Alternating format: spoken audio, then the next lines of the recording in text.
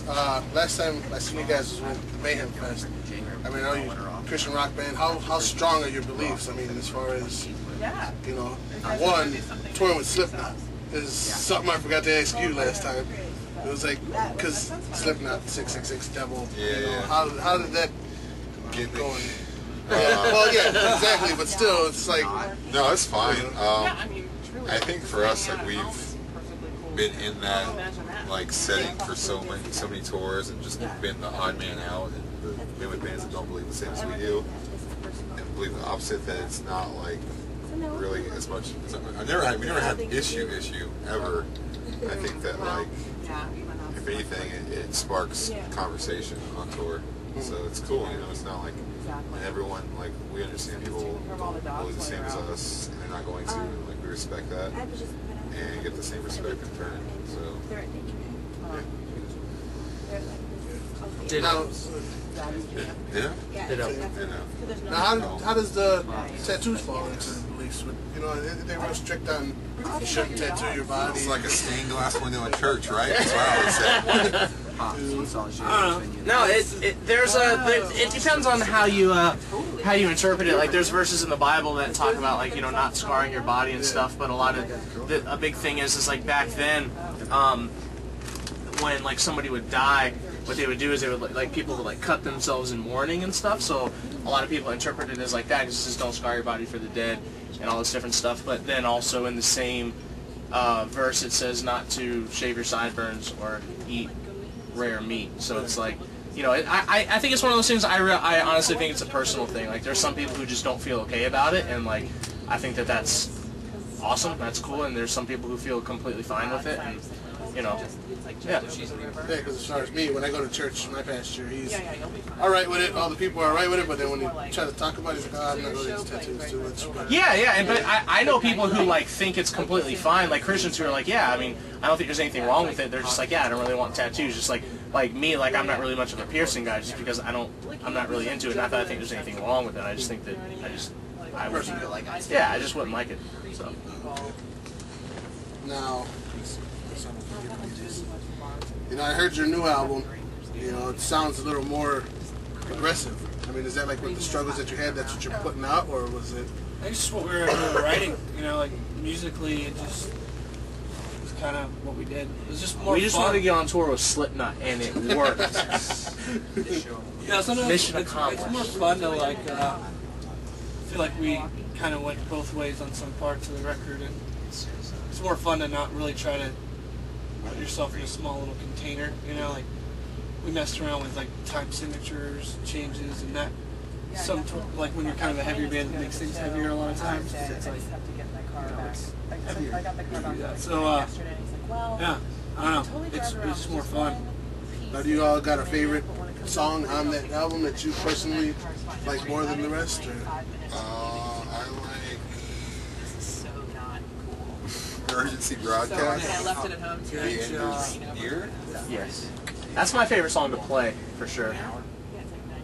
Yeah. My favorite song on the record would probably be Too Bright to See, Too Loud to Hear, I think. A little over an hour. Sometimes traffic will I mean, that's a You're generic answer. You're a baby. If you're a woman. I like how when you did the CD, you got a certain style, but then, you know, you created the created void goes a little more mellow, and then you got like you know, the bright to see, or Too Bright to See, Too Loud to Hear. Yeah. That one's still more melodic. You know, it's like We're trying to make it like a more of an album, less like a front load the record all heavy, and you know, I kind of wanted to have some ups and downs a little bit. So how was it recording with Adam D from Killswitch? I hate him. Such a jerk. Such a douche. But this wasn't your first one you recorded with, right? You previously worked with him?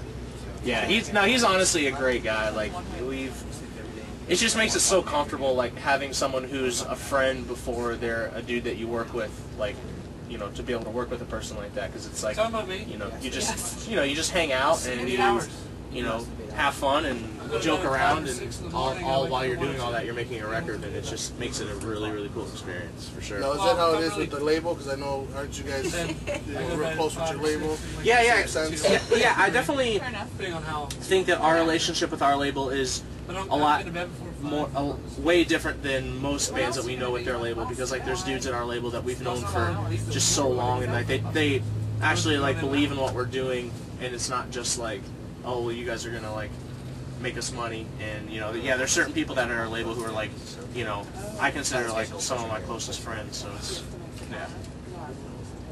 So how does it feel being on top, like say, over 5 years now? I mean, everything, you know, on the top Billboard, you know, the last record you were, what, #2 on the Billboard? Now you're the album's #8, #1 on Christian rock Billboard. You know, I mean, is that pressure, or is that like just something that helps you keep going? I think, yeah, I think that a lot of that stuff, like whenever anybody mentions that kind of stuff, it's not anything that we really like focus on at all. Like the stuff that gets us stoked more than anything is like being out on tour and like actually seeing all these people come to show up to a show. Like, you know, having like being on Billboard and all that stuff, it's really cool, like, and our parents think it's really cool, but like at the end of the day, what stokes us out is just being in a place like this and there being 2,000 people here to watch a show. Like, that's what we get excited about.